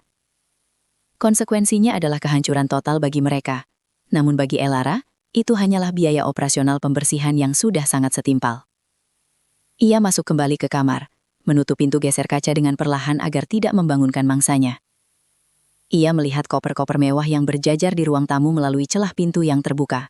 Koper yang berisi keserakahan yang siap dikirim menuju kehancuran di negeri orang. Selamat malam sapi perah. Bisik Elara pada dirinya sendiri saat ia merebahkan diri di sisi tempat tidur yang paling jauh dari tubuh Raka. Besok, kamu akan lahir kembali sebagai sang jagal yang tak akan pernah ragu lagi. Babak kelima ditutup dengan suasana tenang yang sangat mencekam. Kesunyian seorang jenderal tepat sebelum perintah tembak dilepaskan ke udara. Besok bukan lagi soal perayaan ulang tahun, melainkan awal dari sebuah eksekusi terbuka yang akan diingat oleh mereka selamanya. Udara pagi di Terminal 3 Bandara Soekarno-Hatta terasa dingin dan kering oleh embusan AC yang kaku. Namun, atmosfer di area keberangkatan internasional VIP begitu panas oleh aroma parfum desainer yang menyengat dan kesombongan yang meluap-luap. Pukul 7 tepat, sebuah iring-iringan mobil mewah, 2 sedan Eropa hitam, dan 1 SUV premium berhenti dengan derit halus tepat di depan pintu keberangkatan VIP. Pintu mobil pertama terbuka, dan Raka keluar dengan gaya seorang pangeran mahkota yang baru saja memenangkan tahta. Kacamata hitam Tom Ford bertengger angkuh di hidungnya. Jas linen ringan berpotongan slim fit yang sangat pas di tubuhnya, dan senyum yang memancarkan rasa berkuasa yang tak terbendung. Ia melirik jam tangan Patek Philippe di pergelangan tangannya, simbol kemewahan yang ia beli dengan uang istrinya, seolah-olah waktu itu sendiri adalah miliknya untuk diperintah. Di belakangnya, Ibu Ratna turun dengan gerakan yang diatur sedemikian rupa agar terlihat anggun bak bangsawan. Ia mengenakan pakaian musim dingin berbahan wol kasmir berwarna krem yang harganya setara dengan gaji tahunan seorang manajer menengah di Jakarta. Di lehernya melingkar syal sutra yang berkilau di bawah lampu bandara. Ia diikuti oleh pasukannya, geng berlian, Jeng Linda, Jeng Sari, dan Jeng Dewi, yang masing-masing menenteng tas tangan kulit eksotis yang harganya ratusan juta rupiah. Mereka tidak hanya akan berlibur, mereka sedang melakukan invasi gaya hidup ke Eropa, siap untuk membanjiri beranda media sosial mereka dengan foto-foto yang akan membuat seluruh lingkaran pertemanan mereka mati karena iri. Aduh Raka, Terminal 3 pagi ini cerah sekali ya, secerah masa depan kita yang sebentar lagi akan menginjakan kaki di Paris. Seru Jeng Linda dengan suara yang sengaja dikeraskan 1 oktav agar para penumpang lain yang melintas menoleh dengan rasa ingin tahu. Ibu Ratna, kamu benar-benar beruntung punya anak sesigap Raka. Bayangkan, jet pribadi. Aku sudah tidak sabar ingin mengambil foto di dalam kabin sambil menyesat champagne. Ini benar-benar definisi hidup yang sesungguhnya. Ibu Ratna mengibaskan tangannya dengan gaya ningrat gadungan. Senyumnya melebar hingga ke telinga, memamerkan deretan gigi yang dirawat di klinik estetika termahal. Ah, Jeng Linda, jet pribadi itu sudah seharusnya bagi keluarga kami. Masa kita harus berdesakan di pesawat komersial dan mengantre bersama orang umum? Raka bilang kenyamanan ibu adalah prioritas nomor 1 yang tidak bisa ditawar. Elara juga setuju kan, Nak? Dia tahu betul posisinya sebagai menantu. Elara keluar dari mobil terakhir dengan tenang. Ia mengenakan setelan kasual berbahan linen berkualitas tinggi, namun sangat berkelas. Wajahnya tampak tenang dan misterius di balik kacamata hitam besarnya. Ia tidak membawa banyak barang, hanya satu tas jinjing kecil yang ia pegang erat, seolah di dalamnya tersimpan seluruh kunci kebebasannya. Tentu saja, Bu, semua yang terbaik untuk Ibu dan Mas Raka. Saya ingin hari ini menjadi hari yang benar-benar tidak akan pernah dilupakan oleh siapapun di sini. Jawab Elara singkat, suaranya sedingin marmer bandara yang membeku. Mereka melangkah masuk ke area check-in khusus layanan jet pribadi. Raka memimpin di depan dengan langkah lebar yang angkuh, memberikan paspor dan dokumen perjalanan kepada petugas konter dengan gerakan yang sangat teatrikal, seolah ia sedang memberikan tanda tangan kepada penggemar. Ia merasa menjadi pusat semesta saat ini. Ia membayangkan bagaimana beberapa jam lagi ia akan menyesap minuman mahal di ketinggian 30.000 kaki, memikirkan rencana pengambil alihan perusahaan Elara, sementara Siska, selingkuhannya yang ia pikir akan menyusul dengan pesawat lain, sudah menantinya dengan pesan-pesan manja di ponselnya. Silakan Mas Raka, pajak keberangkatan, biaya layanan VIP, dan biaya administrasi tambahan untuk bagasi ekstra teman-teman Ibu bisa diselesaikan di sini sekarang, ujar petugas konter dengan keramahan yang profesional. Raka mengeluarkan dompet kulit Bottega Venetanya, menarik kartu kredit Black Card tambahan yang diberikan Elara. Kartu yang kemarin limitnya baru saja dinaikkan secara khusus menjadi 1 miliar rupiah demi kelancaran liburan. Ia menyerahkannya kepada petugas dengan 2 jari, tanpa sedikit pun melirik ke arah mesin EDC, seolah-olah urusan membayar adalah hal rendah yang tak layak mendapatkan perhatiannya. Gesek saja, masukkan semua biayanya di situ, jangan ditahan-tahan, perintah Raka dengan nada meremehkan. Tet-tet. Mesin EDC mengeluarkan bunyi yang sangat sumbang, sebuah suara distorsi yang memecah keheningan elegan di area VIP tersebut. Petugas itu mengernyitkan dahi, mencoba sekali lagi. Tet-tet. Maaf Mas Raka, transaksinya ditolak. Keterangannya, contact issue with issuer, atau ada masalah komunikasi dengan pihak bank penjamin. Raka tertawa kecil, tawa yang penuh dengan rasa percaya diri yang palsu, namun mulai terdengar gugup. Ah, mesin bandara ini pasti sudah tua atau bermasalah jaringannya. Coba lagi Mbak, kartu itu limitnya tidak terbatas, sanggup membeli seluruh isi bandara ini jika saya mau. Petugas mencoba lagi untuk ketiga kalinya. Tat-tat. Hasilnya tetap sama, sebuah penolakan dingin dari mesin plastik kecil itu. Jeng Sari, yang berdiri tepat di belakang Raka dan selalu memiliki insting tajam untuk gosip, mulai berbisik kepada Jeng Dewi. Loh, kok bisa ditolak? Katanya Black Card tanpa limit. Masa membayar biaya bandara saja tidak bisa? Apa jangan-jangan? Wajah Raka mulai berubah warna dengan cepat, dari putih pucat menjadi merah padam yang menjalar hingga ke lehernya. Ia merasakan panas yang tiba-tiba membakar wajahnya saat ia melirik ke arah Elara yang berdiri beberapa meter di belakangnya. Elara tampak sibuk dengan ponselnya, sama sekali tidak terganggu oleh kekacauan yang mulai terjadi. Elara, sayang, sini sebentar. Ini kartunya sepertinya ada masalah teknis dari bankmu. Coba kamu telepon pihak bank sekarang juga. Malu-maluin saja. Elara tidak bergerak sedikit pun. Ia bahkan tidak mendongak dari layar ponselnya. Masa sih? Bisa kami bantu? Tanya seorang petugas keamanan bandara yang mulai mendekat karena melihat keributan kecil dan nada suara Raka yang mulai tidak terkendali di konter VIP. Tidak ada masalah. Ini cuma kesalahan sistem perbankan bodoh. Teriak Raka frustrasi, suaranya mulai naik 1 oktav dan terdengar pecah. Ia mencoba menelpon Hendrik, pengacara Elara yang biasa mengurus urusan pribadinya, namun panggilannya langsung dialihkan ke kotak suara tanpa ampun. Ia mencoba membuka aplikasi M-Banking-nya, namun layar ponselnya justru menampilkan pesan, akses ditolak, kredensial tidak valid atau akun telah dinonaktifkan. Tiba-tiba, ponsel Raka di tangannya bergetar hebat. Sebuah notifikasi pesan WhatsApp masuk dari kontak bernama Istriku Elara. Raka membukanya dengan tangan yang gemetar hebat, berharap itu adalah solusi atau tautan transfer dana darurat. Namun matanya membelalak ngeri saat melihat isinya. Bukan teks permintaan maaf, melainkan sebuah lampiran dokumen PDF dengan judul yang menghancurkan seluruh dunianya secara instan. Gugatan cerai dan penarikan aset total Elara Veraka. Di bawah dokumen itu terdapat pesan singkat yang sangat dingin, ditulis dengan nada yang belum pernah ia dengar dari mulut Elara. Selamat pagi Raka. Pagi ini, tepat pukul 8, seluruh otorisasi dana talangan yang kamu manipulasi dan gunakan sebagai jaminan jet pribadi ini telah ditarik kembali secara resmi oleh Nusantara Tech karena dianggap sebagai transaksi ilegal di luar prosedur perusahaan. Kamu kini berdiri sebagai penjamin tunggal atas utang pribadi senilai 5 miliar rupiah untuk biaya sewa jet, biaya penalti, dan hotel di Eropa yang sudah terkunci atas namamu sendiri. Selamat menikmati konsekuensi hukum dan sosialnya. Oh, dan selamat merayakan ulang tahun ibu secara mandiri, Elara. Raka hampir jatuh terduduk, kakinya terasa seperti jeli. Ia menatap Elara dengan pandangan ngeri yang mendalam. Elara, apa-apaan ini? Kamu gila. Kamu mau menghancurkan aku di depan semua orang, di depan teman-teman ibu. Tega kamu. Elara melangkah maju dengan perlahan, melepaskan kacamata hitamnya. Matanya yang tajam dan jernih menatap Raka tanpa ada sedikit pun sisa kasih sayang, hanya ada kedinginan yang mematikan. Aku tidak menghancurkanmu, Raka. Aku hanya berhenti membiayai kebohonganmu yang menjijikan. Kamu sendiri yang bilang bahwa aku hanyalah sapi perah yang bodoh, kan? Nah, pagi ini, sapi perahnya sudah sadar dan memutuskan untuk berhenti menghasilkan susu bagi parasit seperti kalian. Ibu Ratna merebut ponsel Raka dengan kasar dan membaca pesan itu. Detik berikutnya ia menjerit histeris, suaranya melengking memecah ketenangan area keberangkatan VIP. Elara, kamu menantu durhaka. Kamu tega melakukan kekejaman ini pada ibu di depan teman-teman ibu. Kamu tahu betapa hancurnya harga diri ibu sekarang? Harga diri, Bu? Elara menoleh ke arah Ibu Ratna dengan senyum yang menyayat, senyum penuh ironi. Ibu seharusnya memikirkan harga diri saat ibu merencanakan cara membuang saya ke rumah kontrakan setelah seluruh aset saya habis ibu kuras bersama anak ibu. Ibu seharusnya malu saat membiarkan anak ibu membelikan kalung berlian zamrud untuk selingkuhannya dengan kartu kredit saya. Sekarang, silakan ibu dan teman-teman berlian ibu memikirkan cara bagaimana membayar tagihan jet pribadi dan layanan VIP ini sebelum pihak otoritas bandara menahan kalian atas dasar penipuan komersial. Mendengar kata penipuan dan kepolisian, Jeng Linda dan Jeng Sari segera mengambil langkah 1000 untuk menjauh. Wajah mereka yang tadinya penuh tawa, kini pucat pasi oleh ketakutan akan terseret masalah hukum. Aduh, Ratih, kami benar-benar tidak tahu kalau urusannya jadi begini. Kami tidak mau ikut campur urusan hukum keluarga kalian. Maaf ya, kami ada urusan mendadak.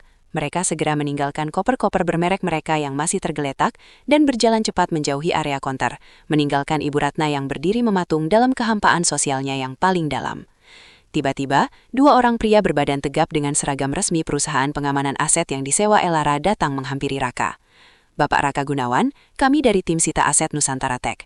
Mobil-mobil mewah yang Anda gunakan pagi ini adalah aset perusahaan yang sudah dicabut izin operasionalnya untuk Anda per detik ini. Kami harus mengambil kuncinya sekarang juga untuk dibawa kembali ke kantor pusat. Ini bukan urusan kalian, ini mobilku, teriak Raka frustasi, mencoba mempertahankan sisa-sisa hartanya yang terakhir. Namun para petugas itu tidak peduli. Mereka dengan sigap dan tanpa kekerasan namun paksa mengambil kunci mobil dari tangan supir Raka yang tampak bingung dan ketakutan. Elara berjalan tenang menuju pintu keluar, langkahnya terasa ringan seolah beban berat telah terangkat dari pundaknya. Ia berhenti sejenak, membelakangi Raka dan Ibu Ratna yang kini dikelilingi oleh petugas keamanan bandara dan manajer agen perjalanan yang menuntut pembayaran segera di tempat.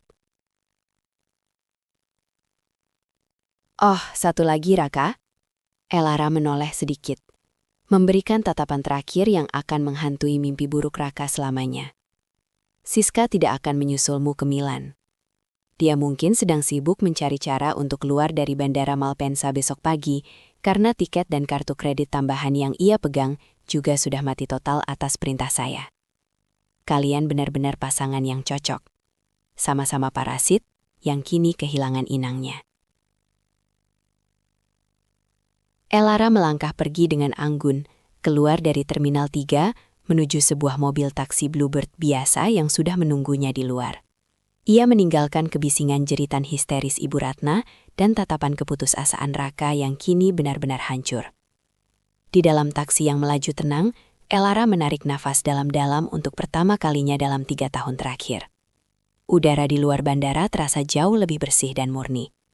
Ia telah menarik karpet dari bawah kaki mereka, dan ia tidak akan pernah menoleh ke belakang lagi untuk melihat mereka jatuh ke dalam jurang kemiskinan dan kehinaan yang mereka gali sendiri dengan tangan serakah mereka. Babak ke-6 berakhir dengan pemandangan Raka yang terduduk lemas di lantai marmer bandara, dikelilingi oleh tumpukan koper mewah yang kini tidak ada harganya, sementara petugas kepolisian mulai meminta kartu identitasnya untuk pembuatan laporan resmi dugaan penipuan. Panggung kemewahan palsu itu telah runtuh berkeping-keping, meninggalkan mereka sebagai pemeran utama dalam tragedi yang mereka tulis sendiri dengan tinta pengkhianatan. Kepergian Elara yang tenang dari Terminal 3 meninggalkan kekosongan yang menyesakkan bagi Raka dan Ibu Ratna. Sebuah kesunyian yang jauh lebih menyakitkan daripada ledakan kemarahan manapun. Kekosongan itu bukan karena rindu, melainkan karena hilangnya sandaran hidup, dompet berjalan, dan jaminan keamanan yang selama ini mereka anggap remeh. Cahaya lampu bandara yang tadinya tampak megah dan futuristik, kini terasa menyilaukan dan dingin, menyinari setiap jengkal kehancuran martabat mereka di depan publik yang menonton dengan tatapan antara kasihan dan jijik. Raka masih mematung di tengah lantai marmer yang mengilap, matanya menatap kosong ke arah pintu keluar otomatis, tempat taksi Elara menghilang. Sementara tangannya menggenggam ponsel yang menampilkan surat gugatan cerai itu, seolah-olah itu adalah surat kematiannya yang baru saja ditandatangani oleh Algojo. Di sekeliling mereka, koper-koper bermerek yang tadinya adalah simbol status yang sangat mereka banggakan, kini tampak seperti tumpukan sampah mahal yang tak berguna. Manajer agen perjalanan, seorang pria dengan raut wajah keras dan tatapan mata tajam bernama Pak Danu, berdiri di hadapan Raka dengan tangan bersedekap, menghalangi jalan keluar mereka. Di sampingnya, 2 petugas kepolisian bandara menunggu dengan wajah tanpa ekspresi, siap melakukan tindakan jika situasi memanas. Mas Raka, saya rasa penjelasan Anda soal masalah sistem atau audit rutin sudah lebih dari cukup dan tidak lagi memiliki kredibilitas di sini, ujar Pak Danu. Suaranya terdengar tajam, menuntut dan penuh otoritas yang merendahkan. Faktanya jelas, dana jaminan untuk jet pribadi ini telah ditarik secara resmi oleh pihak Nusantara Tech dengan alasan penggunaan wewenang ilegal dan penipuan korporat. Kontrak sewa ini sekarang bersifat personal sepenuhnya atas nama Anda, Raka Hunawan. Jika tagihan pembatalan, biaya bahan bakar yang sudah terisi, serta layanan VIP sebesar 500 juta rupiah ini tidak diselesaikan dalam 1 jam ke depan, kami tidak memiliki pilihan lain selain memproses ini sebagai tindak penipuan komersial dan pencucian uang. 500 juta rupiah? Jerit Ibu Ratna. Suaranya melengking tinggi, membelah kebisingan Terminal 3 hingga membuat beberapa penumpang kelas bisnis yang lewat menoleh dengan tatapan sinis. Mana mungkin biaya pembatalan saja semahal itu? Kamu mau merampok kami ya? Kamu tidak tahu siapa saya. Pak Danu menatap Ibu Ratna dengan tatapan meremehkan yang paling dalam. Sebuah pandangan yang seolah mengatakan bahwa Ibu Ratna bukan lagi siapa-siapa tanpa uang menantunya. Ibu, jet itu sudah siap di landasan pacu. Pilot sudah berada di kokpit dan telah dibayar, slot terbang internasional sudah dipesan, dan catering mewah sudah masuk ke kabin. Ini adalah biaya penalti yang tertulis jelas dalam kontrak yang ditandatangani oleh anak ibu sebagai penjamin utama. Silahkan diselesaikan sekarang juga, atau kita lanjutkan pembicaraan ini di kantor polisi bandara. Raka mencoba mencari celah terakhir. Dengan jari yang gemetar hebat, ia mencoba menelpon satu persatu teman relasi dan saudara jauh yang biasanya ia traktir dengan uang Elara. Namun, seolah-olah seluruh dunia sudah mencium bau bangkai kehancurannya melalui jaringan gosip Jakarta yang cepat, tidak ada satupun panggilan yang diangkat. Ia mencoba menghubungi Kevin, teman gymnya. Nomornya tidak aktif. Ia mencoba menghubungi Doni, teman nongkrongnya. Panggilannya langsung ditolak. Bahkan, ia melihat beberapa foto profil di WhatsApp mereka menghilang secara instan, tanda jelas bahwa ia telah diblokir. Kehampaan sosial mulai merambat ke lehernya, mencekiknya pelan-pelan dengan rasa malu yang membakar. Setelah melalui negosiasi yang sangat memalukan selama 3 jam di sebuah ruangan sempit di belakang bandara, di mana Raka terpaksa melepaskan jam tangan Patek Philippe di pergelangan tangannya dan gelang berlian Ibu Ratna yang selama ini menjadi jimat kesombongannya sebagai jaminan sementara, mereka akhirnya diizinkan pergi. Petugas agen perjalanan itu mengambil barang-barang mewah tersebut seolah-olah itu hanya barang gadai murah, meninggalkan pergelangan tangan Raka dan Ibu Ratna terasa kosong dan hina. Mereka keluar dari gedung bandara bukan dengan iring-iringan mobil mewah perusahaan, melainkan dengan taksi online kelas ekonomi. Sebuah mobil kecil yang bau pengharum jeruk murahnya membuat Ibu Ratna ingin muntah. Koper-koper mereka yang berjumlah 8 buah itu terpaksa ditinggalkan sebagian di kantor agen perjalanan sebagai jaminan tambahan atas kekurangan bayar. Hanya 2 koper yang tersisa di bagasi taksi. Itu pun berisi baju-baju musim dingin berbahan wol tebal yang sama sekali tidak mereka butuhkan di tengah cuaca Jakarta yang panas membara dan lembab.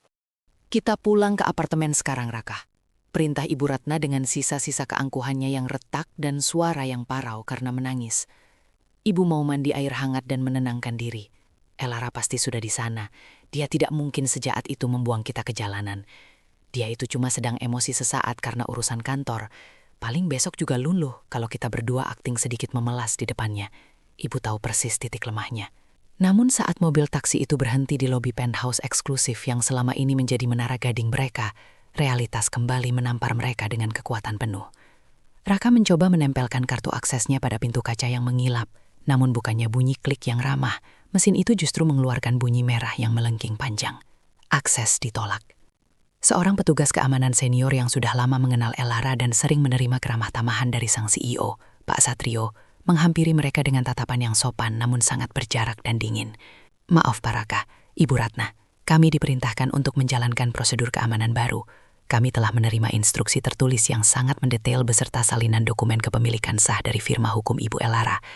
Mulai pukul 9 pagi tadi, akses Bapak dan Ibu ke unit penthouse, fasilitas gym, kolam renang, serta seluruh area gedung ini telah dicabut secara permanen dan sah secara hukum. Kamu gila, bentak Raka, mencoba mendorong pintu kaca itu dengan bahunya. Itu rumahku, aku suaminya, istriku ada di atas, biarkan aku bicara dengannya. Ibu Elara sudah tidak berada di unit, Pak. Beliau sudah pindah ke lokasi yang dirahasiakan sejak semalam, jawab Pak Satrio tegas, menghalangi langkah Raka dengan tubuhnya yang tegap dan kokoh. Dan mengenai barang-barang pribadi Bapak dan Ibu yang tersisa, Ibu Elara sudah menginstruksikan kami untuk mengumpulkannya. Silahkan ikut saya ke gudang lobi untuk mengambilnya. Di sebuah sudut gudang yang pengap, gelap, dan berdebu, kontras sekali dengan lobi apartemen yang harum, Raka dan Ibu Ratna menemukan sisa-sisa kehidupan mewah mereka. Pakaian-pakaian bermerek dari Italia, sepatu-sepatu mahal, dan koleksi tas Ibu Ratna tidak lagi tertata rapi di lemari kaca dengan pencahayaan khusus. Sebaliknya, barang-barang itu dimasukkan secara sembarangan, seolah tidak berharga, ke dalam kantong-kantong plastik sampah besar dan karung-karung goni. Elara tidak membuangnya ke jalanan, tetapi ia memperlakukan barang-barang itu persis seperti yang Ibu Ratna katakan tentang Elara di meja makan semalam. Sampah yang harus segera dibersihkan agar ruangan kembali segar. Ibu Ratna jatuh terduduk di atas lantai gudang yang dingin dan berdebu, menangis meraung-raung dengan suara yang memilukan sambil memeluk salah satu kantong plastik berisi tas Hermesnya yang kini berbau debu dan lembab. Tega dia, tega sekali wanita itu memperlakukan kita seperti pengemis jalanan. Raka, lakukan sesuatu. Kamu itu suaminya, ancam dia, telepon dia. Gimana mau telepon, Bu? Nomor kita semua sudah diblokir oleh sistem pusat. Semua akses keuangan mati total. Teriak Raka frustrasi.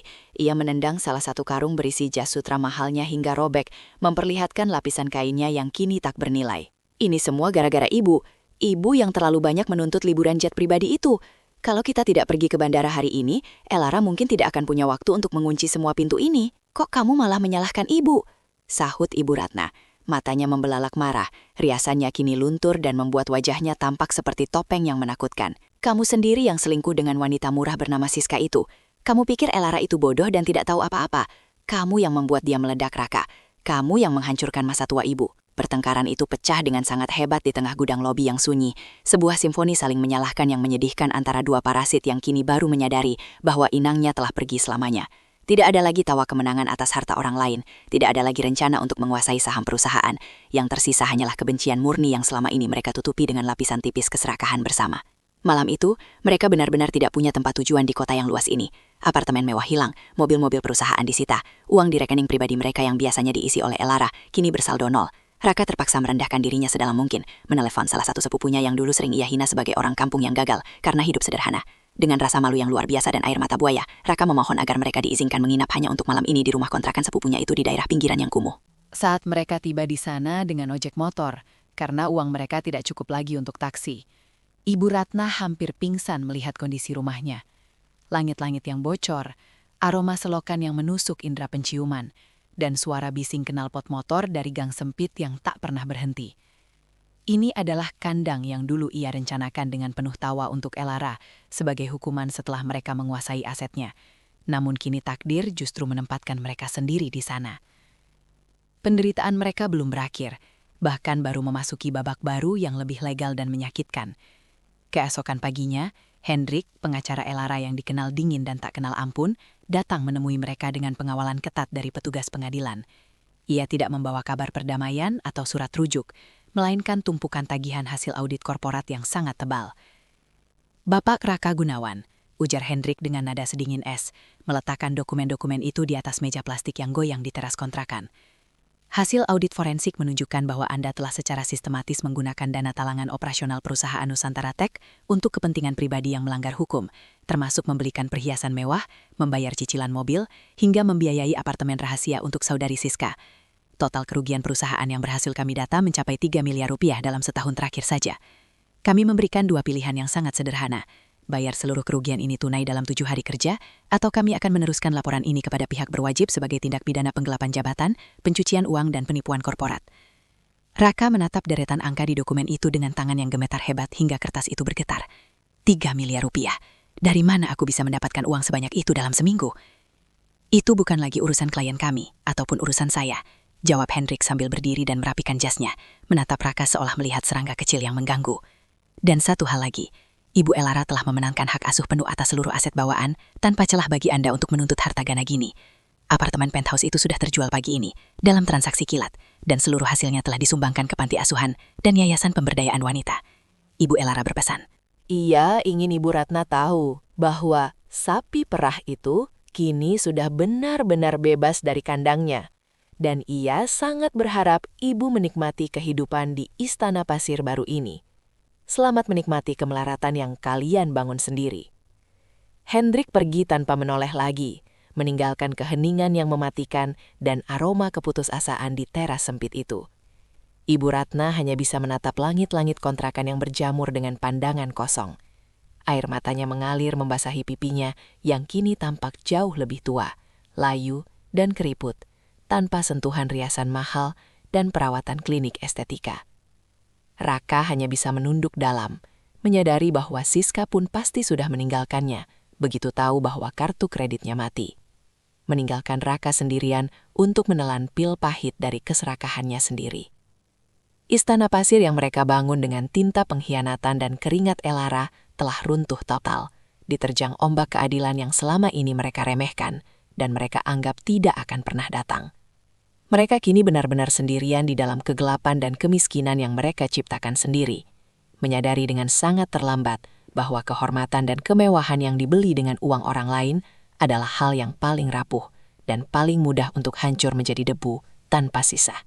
6 bulan telah berlalu, sejak badai di Terminal 3 meluluh lantakan Istana Pasir yang dibangun Raka dan Ibu Ratna di atas tumpukan kebohongan. Bagi Elara, 6 bulan ini bukanlah waktu yang ia habiskan untuk meratapi pengkhianatan atau menghitung kerugian emosional, melainkan sebuah masa keemasan untuk merayakan penemuan kembali jati dirinya yang sempat terkubur di bawah tuntutan orang-orang yang hanya memanfaatkannya. Di sebuah apartemen baru yang terletak di kawasan yang lebih tenang, jauh dari hiruk-pikuk pusat bisnis yang dulu membuatnya merasa seperti robot, Elara berdiri di balkonnya. Apartemen ini jauh lebih minimalis, namun setiap sudutnya memancarkan kehangatan dan kejujuran. Kali ini, pemandangannya bukan lagi hutan beton Jakarta yang dingin dan angkuh, melainkan hamparan taman asri dengan gemericik air kolam yang menenangkan telinga. Tidak ada lagi lampu kristal yang berlebihan yang hanya bertujuan untuk memukau tamu. Tidak ada lagi perabotan desainer kaku yang hanya berfungsi sebagai simbol status sosial. Yang ada hanyalah kedamaian murni, tempat di mana Elara bisa menjadi dirinya sendiri tanpa perlu mengenakan topeng CEO atau istri yang tenurut. Pagi itu, Elara bangun dengan perasaan ringan yang belum pernah ia rasakan selama bertahun-tahun. Ia menarik nafas dalam-dalam, menghirup aroma kopi yang baru diseduh dan wangi bunga melati dari vas di meja makannya. Tidak ada lagi pesan WhatsApp yang menuntut transfer dana darurat dengan alasan yang dibuat-buat. Tidak ada lagi sindiran halus tentang kewajiban menantu di meja makan, dan tidak ada lagi bayang-bayang pengkhianatan yang mengintai di balik pelukan palsu seorang suami. Ia menyesap teh hijaunya perlahan, merasakan setiap detik kebebasan yang kini ia miliki sepenuhnya, sebuah kemewahan yang tidak bisa dibeli dengan kartu kredit manapun. Bisnisnya, Nusantara Tech, justru melesat jauh lebih tinggi dan lebih stabil setelah ia memotong parasit yang selama ini menyedot energi, fokus, dan integritasnya. Tanpa gangguan audit internal yang dipicu oleh pengeluaran ilegal Raka, Elara berhasil meluncurkan lini produk baru yang revolusioner.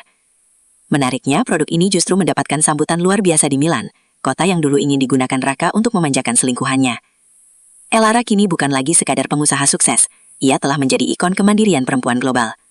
Namanya kerap menghiasi sampul majalah bisnis internasional seperti Forbes dan Fortune, bukan karena gaya hidup glamornya, melainkan karena visi kepemimpinannya yang transparan dan integritasnya yang tak tergoyahkan pasca skandal perceraiannya yang fenomenal. Di sisi lain kota, di sebuah sudut sempit yang pengap dan lembab, pemandangannya benar-benar kontras. Raka duduk di teras kontrakan kayu yang mulai lapuk dan berayap, menatap kosong ke arah gang sempit, tempat anak-anak kecil bermain dengan riuh di tengah genangan air hujan. Wajahnya yang dulu klimis, sombong, dan penuh percaya diri, kini tampak kusam, dengan lingkaran hitam yang dalam di bawah matanya yang sayu. Ia bekerja serabutan, mulai dari menjadi kurir barang hingga sopir pengganti, mencoba sekuat tenaga untuk membayar cicilan utang penalti jet pribadi yang kini menjadi beban hukum pribadinya. Setiap lembar rupiah yang ia dapatkan dengan peluh kini terasa begitu berat, mengingatkan pada betapa bodohnya ia dulu saat menghamburkan jutaan rupiah milik Elara hanya untuk kesan semu di depan teman-teman palsunya. Ibu Ratna, wanita yang dulu tidak bisa bernapas tanpa tas tangan branded dan sanjungan dari geng berlian, kini hanya bisa duduk di sudut ruangan kontrakan yang berbau apak. Ia mengenakan daster kusam yang sudah berkali-kali dijahit ulang pada bagian bahunya. Tidak ada lagi arisan mewah di Hotel Bintang 5. Teman-teman sosialitanya telah menghapusnya dari sejarah hidup mereka, seolah-olah ia adalah noda yang memalukan. Jeng Linda dan Jeng Sari bahkan telah mengganti nomor telepon mereka, memastikan Ibu Ratna tidak akan pernah bisa menghubungi mereka lagi untuk meminta bantuan. Setiap kali ia melihat berita tentang kesuksesan Elara di televisi usang milik tetangganya, Ibu Ratna hanya bisa menangis sesenggukan dengan dada sesak, menyadari dengan kepahitan yang luar biasa bahwa ia telah membuang berlian murni demi segumpal tanah liat yang ia sebut keserakahan. Puncak dari transformasi Elara terjadi sore itu, saat ia menghadiri sebuah konferensi internasional pemberdayaan perempuan sebagai pembicara utama. Di hadapan ratusan pasang mata yang menatapnya dengan kekaguman yang tulus, Elara tidak berdiri di sana untuk membicarakan angka pertumbuhan profit atau strategi pasar. Ia berdiri di sana untuk bicara soal hati dan harga diri. Banyak yang bertanya kepada saya, bagaimana saya bisa bangkit dari kehancuran pribadi yang begitu terbuka dan menyakitkan. Ujar Elara, suaranya jernih, tenang, dan berwibawa, bergema di seluruh aula yang megah dan hening. Jawaban saya sederhana, saya berhenti mencoba menjadi apa yang orang lain inginkan, dan mulai menghargai apa yang sebenarnya saya miliki di dalam diri saya sendiri. Saya belajar dengan cara yang sangat mahal, bahwa cinta tidak seharusnya terasa seperti beban finansial, dan keluarga tidak seharusnya menjadi tempat bagi para parasit untuk tumbuh subur. Ia terdiam sejenak, memberikan jeda dramatis sembari menatap audiens dengan tatapan yang dalam dan penuh makna. Investasi terbaik yang pernah saya lakukan dalam hidup ini bukanlah pada saham teknologi atau properti mewah di kawasan elit. Investasi terbaik saya adalah saat saya memutuskan untuk menarik diri sepenuhnya dari hubungan yang beracun dan mulai berinvestasi pada harga diri saya sendiri. Ingatlah, kalian bukan sapi perah bagi ambisi orang lain. Kalian adalah ratu di kerajaan kalian sendiri, dan kalian memiliki kuasa penuh untuk menutup pintu rapat-rapat bagi siapapun yang tidak tahu cara menghormati tahta tersebut. Tepuk tangan bergemuruh panjang, sebuah pengakuan tulus bagi seorang wanita yang telah memenangkan peperangan paling sulit, peperangan melawan rasa tidak enakan dan manipulasi orang terdekat. Setelah acara selesai, Elara berjalan menuju mobilnya, sebuah mobil listrik sederhana namun canggih yang ia kendarai sendiri tanpa pengawalan atau supir pribadi. Ia menikmati kendali di tangannya, secara harfiah maupun kiasan. Saat ia melaju membelah senja Jakarta yang mulai berubah warna menjadi lembayung, ia melihat sebuah papan reklame digital raksasa di pinggir jalan tol yang menampilkan wajahnya dengan kutipan tentang kemandirian ekonomi. Ia tersenyum tipis, sebuah senyuman yang penuh dengan kepuasan batin. Ia teringat malam terakhir di penthouse lamanya yang penuh kepalsuan, saat ia berbisik pada kegelapan tentang rencana menjadi sang jagal. Sekarang, ia menyadari sebuah kebenaran yang lebih tinggi. Ia tidak perlu menjagal atau mengotori tangannya untuk membalas dendam. Waktu, hukum alam, dan kebenaran telah melakukan tugasnya dengan sangat presisi dan tanpa ampun. Raka dan Ibu Ratna tidak dihancurkan oleh rencana Elara. Mereka dihancurkan oleh beratnya beban keserakahan dan kebusukan hati mereka sendiri yang kini harus mereka pikul di punggung mereka sampai akhir hayat. Elara memutar musik favoritnya di dalam mobil. Bukan lagi musik klasik yang berat untuk meredam stres, melainkan lagu yang riang, ringan dan penuh dengan vibrasi harapan. Fajar baru telah benar-benar terbit dan menyinari seluruh hidupnya. Ia bebas, ia sukses secara hakiki, dan yang paling penting, ia bahagia karena ia tahu bahwa nilai dirinya tidak lagi ditentukan oleh seberapa banyak ia bisa memberi kepada orang lain, melainkan oleh kemampuannya untuk mencintai dirinya sendiri. Matahari terbenam sempurna di ufuk barat, meninggalkan gradasi warna ungu dan jingga yang spektakuler di langit Jakarta. Bagi Raka dan Ibu Ratna, itu adalah penanda dimulainya malam yang panjang, dingin dan sunyi di dalam kontrakan mereka yang sempit. Namun bagi Elara, itu hanyalah penutup indah dari satu hari yang bermakna dalam hidupnya yang kini penuh warna dan tujuan. Sang ratu telah kembali ke tahtanya, dan kali ini, tahta itu dibangun di atas fondasi harga diri dan kemandirian yang takkan pernah bisa diruntuhkan oleh pengkhianatan siapapun lagi. Kisah sapi perah yang kini telah bertransformasi menjadi sang ratu pun berakhir dengan satu keyakinan yang tak tergoyahkan, bahwa pada akhirnya, ketulusan dan kerja keras akan selalu menang atas keserakahan yang picik dan kebebasan untuk menentukan nasib sendiri adalah kemewahan yang paling hakiki di dunia ini.